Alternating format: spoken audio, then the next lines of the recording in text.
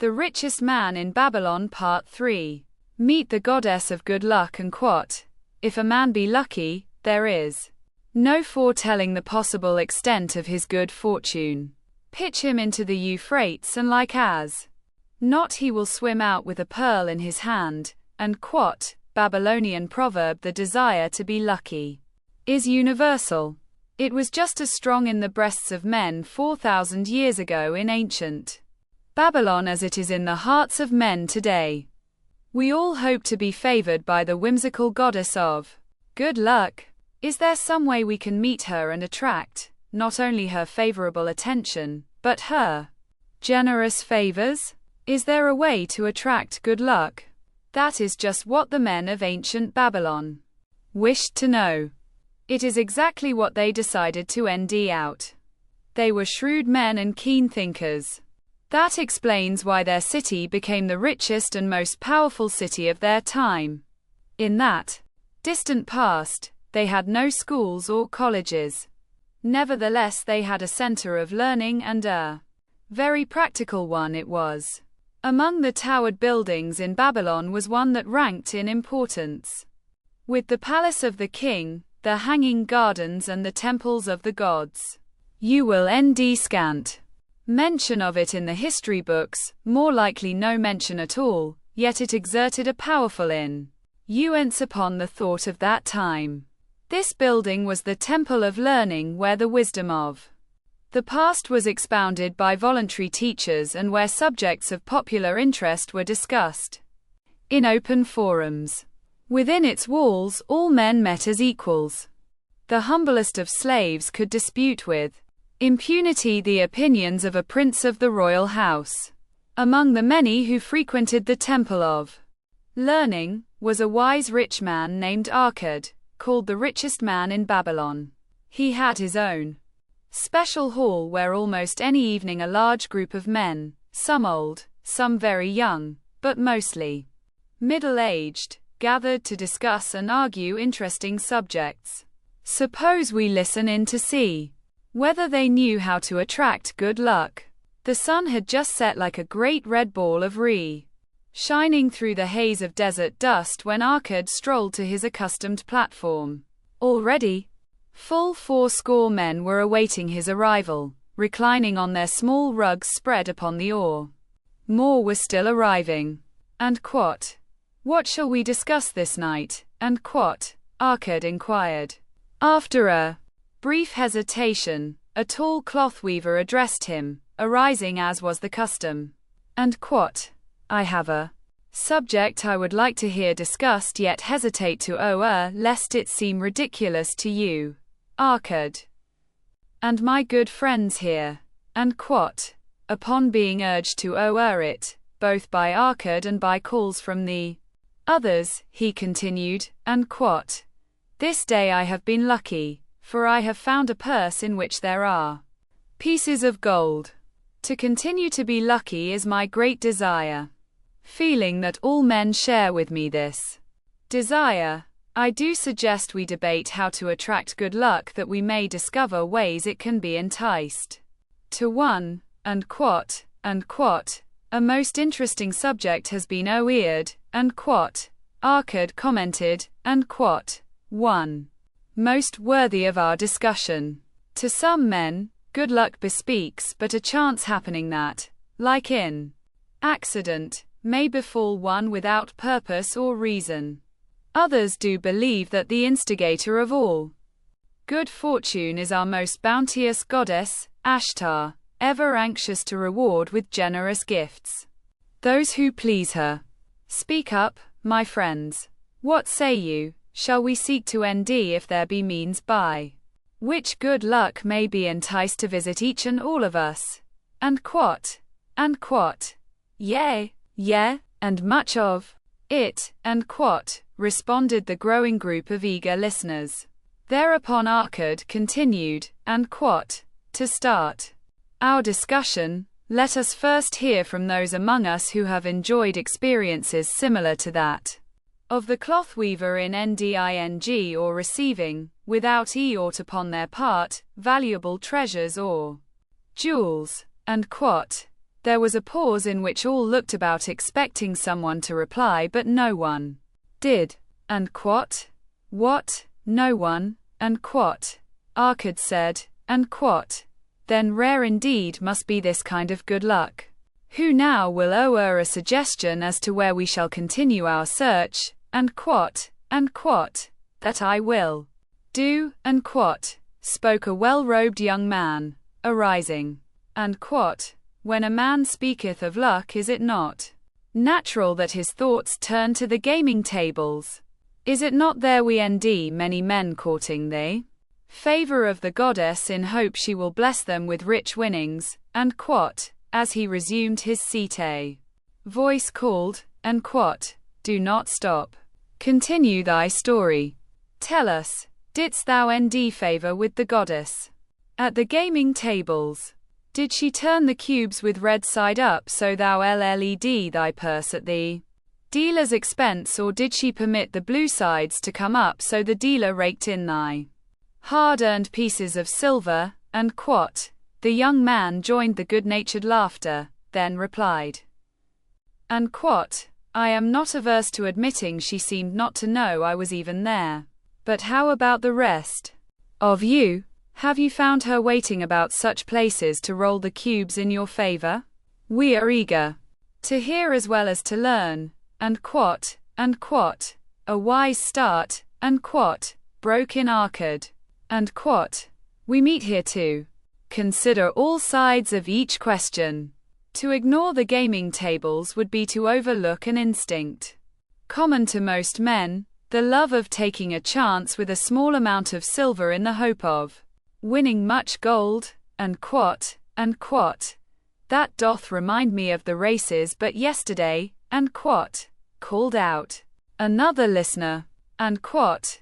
If the goddess frequents the gaming tables, certainly she doth not overlook the races where the gilded chariots and the foaming horses owe a far more excitement. Tell us honestly, Arkad, did she whisper to you to place your bet upon those grey horses from Nineveh? Yesterday, I was standing just behind thee and could scarce believe my ears when I heard thee place thy bet upon the greys.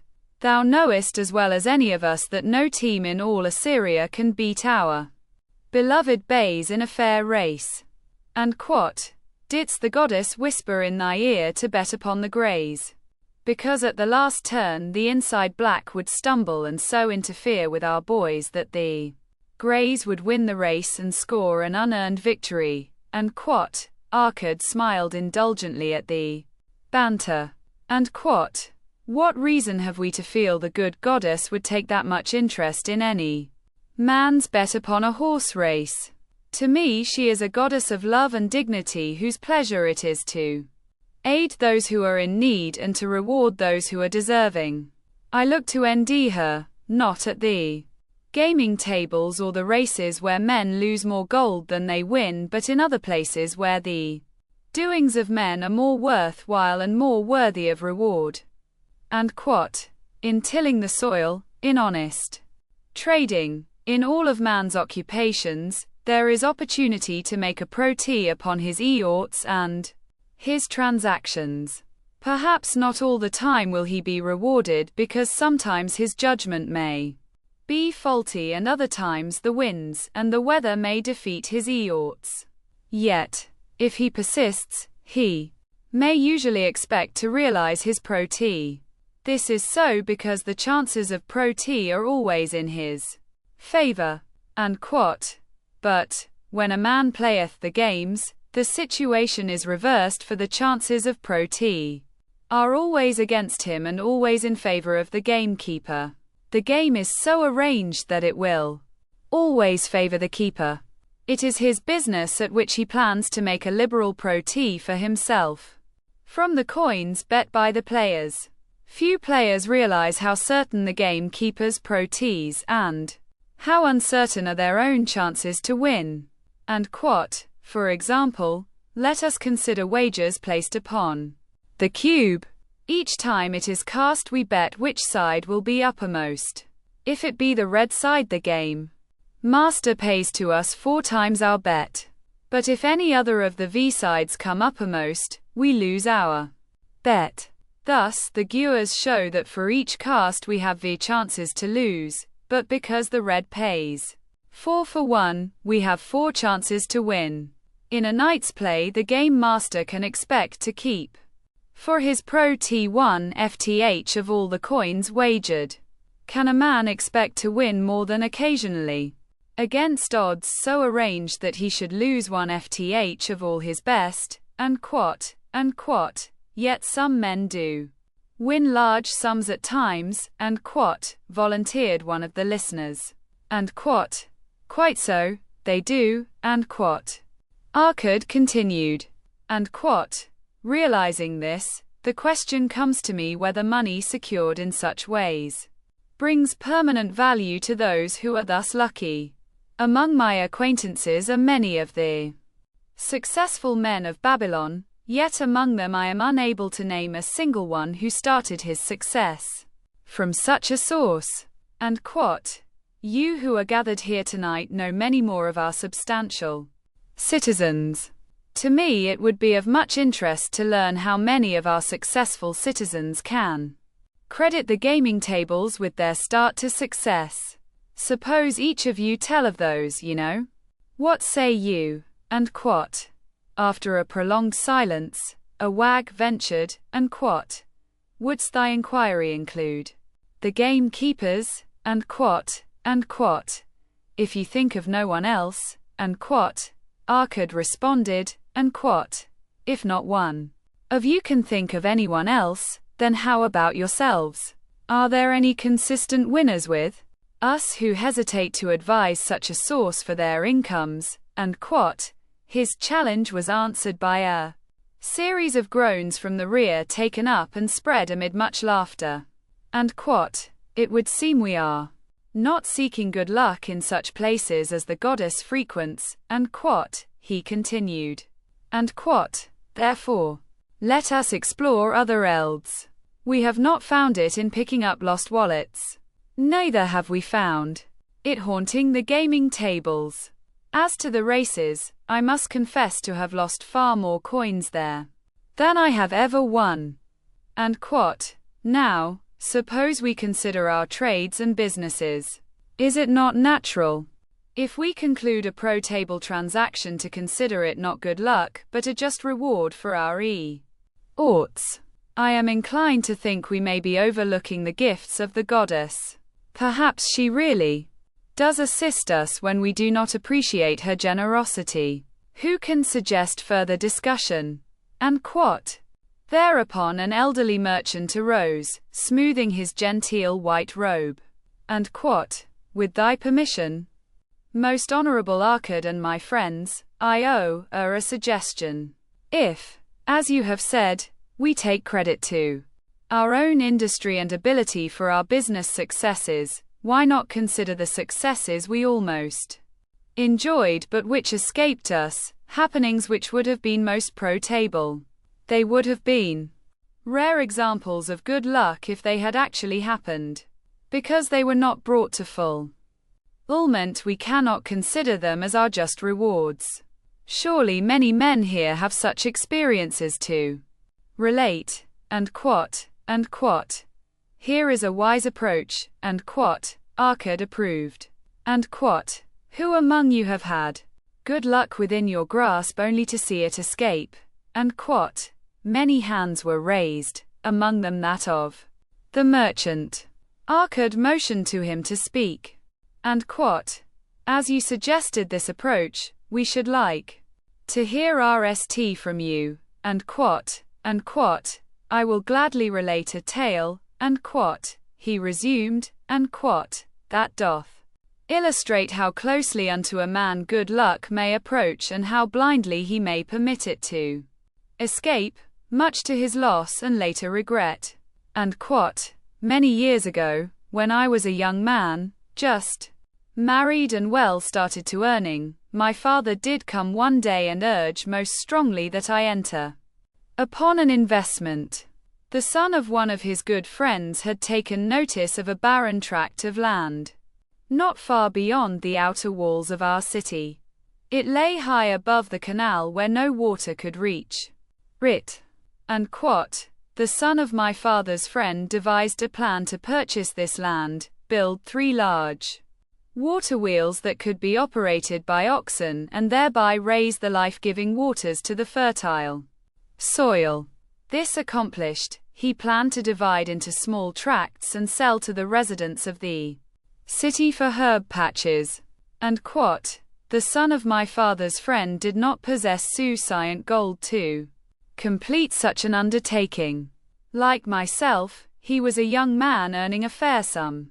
His father, like mine, was a man of large family and small means.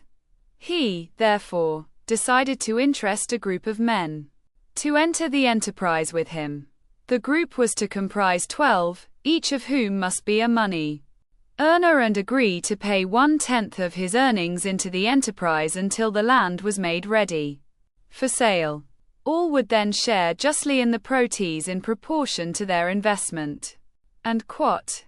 Thou, my son, bespoke my father unto me, art now in thy young manhood.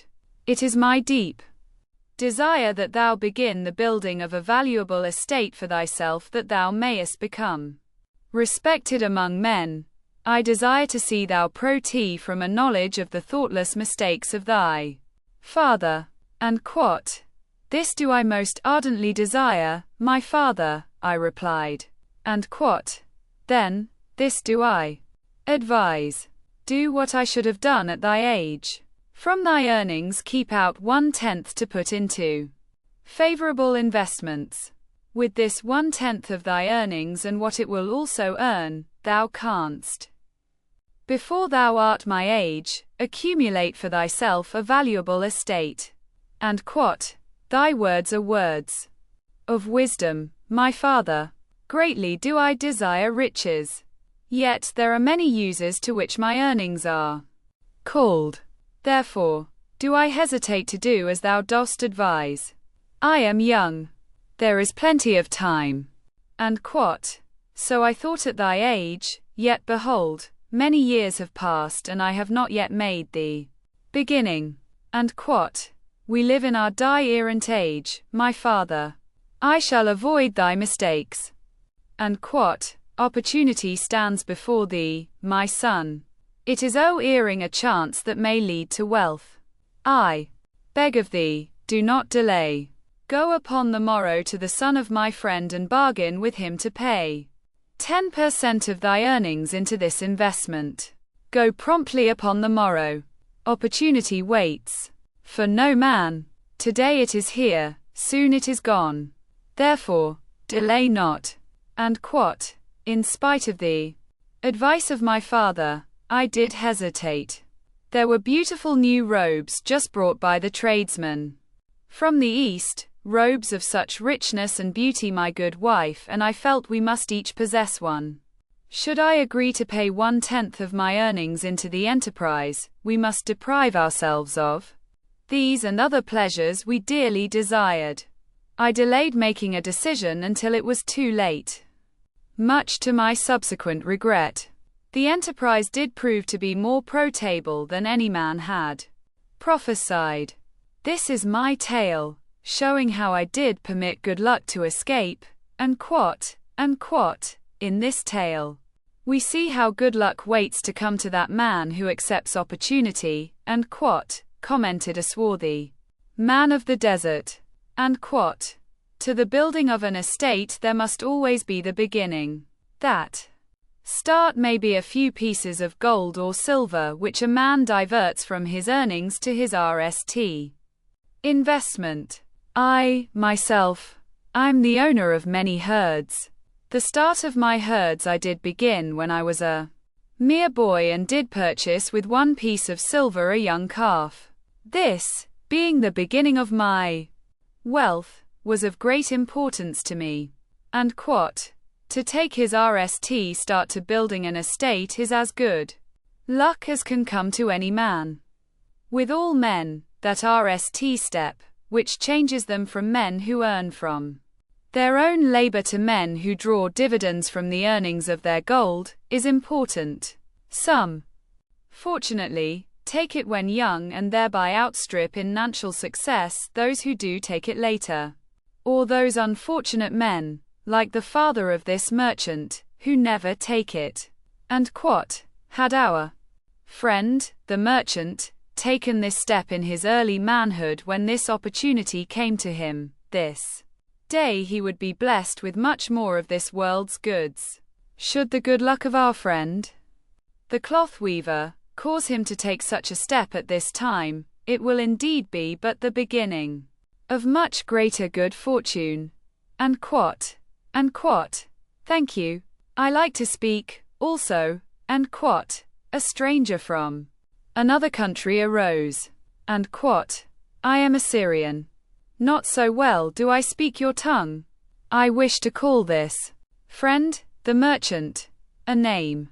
Maybe you think it not polite, this name, yet I wish to call him that. But, alas, I not know your word for it. If I do call it in Syrian, you will not understand. Therefore, please some good gentleman, tell me that right name you call man who puts off doing those things that mighty good for him, and quote, procrastinator, and quote, called a voice, and quote, that's him, and quote, shouted the Syrian, waving his hands excitedly, and quote, he accepts not opportunity when she comes. He waits. He says I have much business right now. By and by I talk to you. Opportunity, she will not wait for such slow fellow. She thinks if a man desires to be lucky, he will step quick. Any man who not step quick when opportunity comes, he big procrastinator like. Our friend, this merchant, and quote, the merchant arose and bowed good-naturedly in response to the laughter, and quote, my admiration to thee, stranger within our gates, who hesitates not to speak the truth, and quote, and now let us hear another tale of opportunity. Who has for us another experience, and quote, demanded Arcad. And quote, I have, and quote, responded a red-robed man of middle age. And quote, I am a buyer of animals, mostly camels and horses. Sometimes I do also buy the sheep and goats. The tale I am about to relate will tell truthfully how opportunity came one night when I did least expect it. Perhaps for this reason I did let it escape. Of this you shall be the judge. And quote, returning to the city one evening after a disheartening 10 days' journey in search of camels, I was much angered to find the gates of the city closed and locked, while my slaves spread our tent for the night, which we looked to spend with little food and no water. I was approached by an elderly farmer who, like ourselves, found himself locked outside. And quote, honored sir, he addressed me, from thy appearance, I do judge thee to be a buyer. If this be so, much would I like to sell to thee the most excellent ock of sheep just driven up. Alas, my good wife lies very sick with the fever. I must return with all haste. Buy thou my sheep that I and my slaves may mount our camels and travel back without delay. And quote, so dark it was that I could not see his ock, but from the bleating I did know it must be large. Having wasted 10 days searching for camels I could not nd, I was glad to bargain with him. In his anxiety, he did set a most reasonable price. I accepted, well knowing my slaves could drive the ock through the city gates in the morning and sell at a substantial pro-t, and quote, the bargain concluded, I called my slaves to bring torches that we might count the ock, which the farmer declared to contain 900. I shall not burden you, my friends, with a description of our difficulty in attempting to count so many thirsty, restless, milling sheep. It proved to be an impossible task. Therefore, I bluntly informed the farmer I would count them at daylight and pay him then. And quote, please, most honorable sir, he pleaded, pay Me but 2/3 of the price tonight that I may be on my way. I will leave my most intelligent and educated slave to assist to make the count in the morning. He is trustworthy and to him thou canst pay the balance. But I was stubborn and refused to make payment that night. Next morning, before I awoke, the city gates opened and 4 buyers rushed out in search of OCKS. They were most eager and willing to pay high prices because the city was threatened with siege, and food was not plentiful. Nearly 3 times the price at which he had owered the ox to me did the old farmer receive for it. Thus was rare good luck allowed to escape. Here is a tale most unusual, commented Arkad. What wisdom doth it suggest? The wisdom of making a payment immediately when we are convinced our bargain is wise, suggested a venerable saddle maker. If the bargain be good, then dost thou need protection against thy own weaknesses as much as against any other man. We mortals are changeable. Alas, I must say more apt to change our minds when right than wrong. Wrong, we are stubborn indeed. Right, we are prone to vacillate and let opportunity escape. My RST judgment is my best. Yet always have I found it difficult to compel myself to proceed with a good bargain when made. Therefore, as a protection against my own weaknesses, I do make a prompt deposit thereon.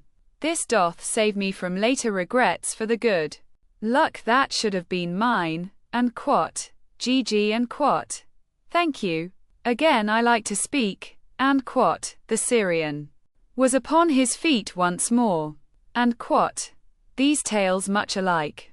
Each time opportunity why away for same reason. Each time she come to procrastinator, bringing good plan. Each time they hesitate, not say, right now best time, I do it quick. How can men succeed that way?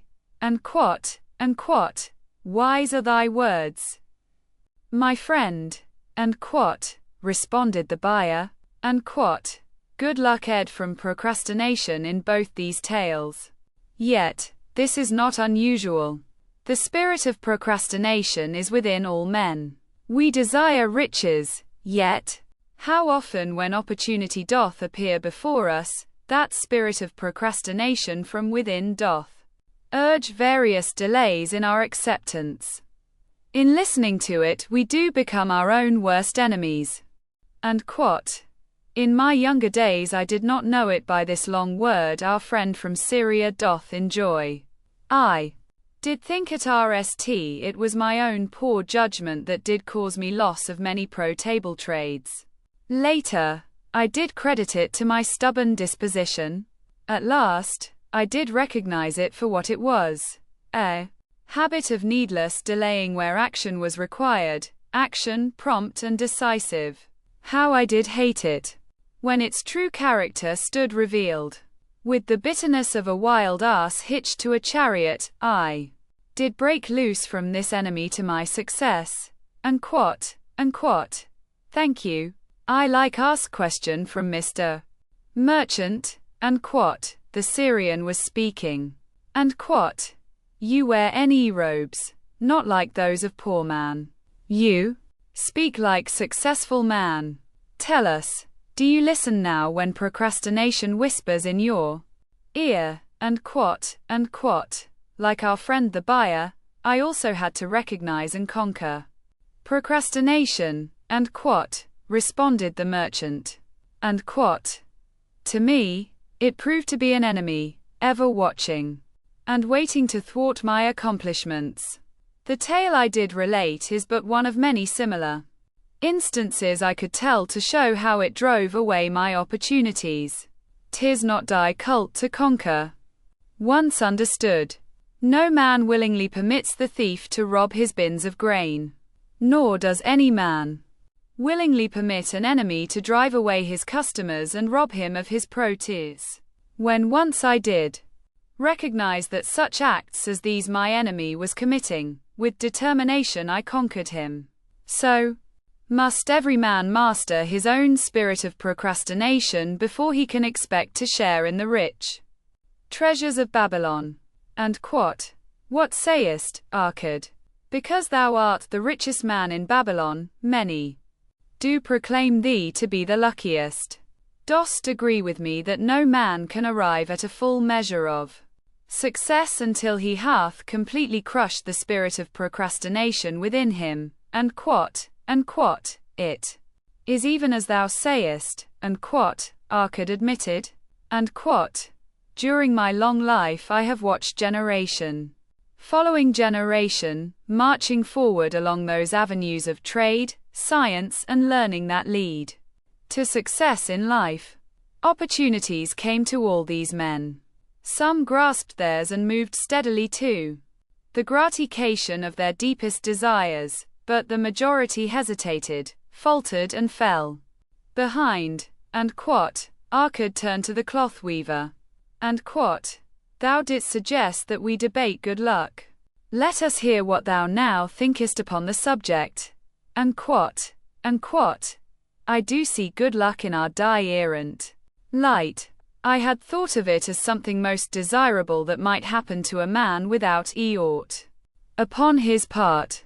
Now, I do realize such happenings are not the sort of thing one may attract to himself. From our discussion have I learned that to attract good luck to oneself, it is necessary to take advantage of opportunities.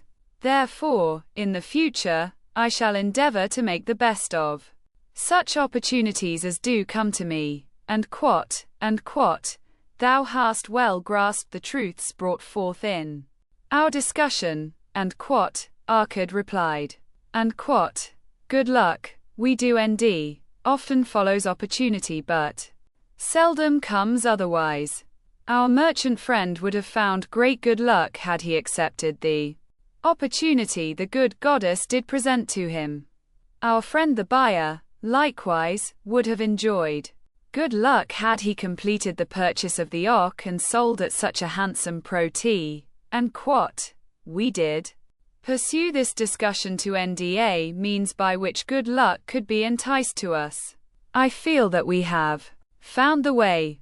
Both the tales did illustrate how good luck follows opportunity.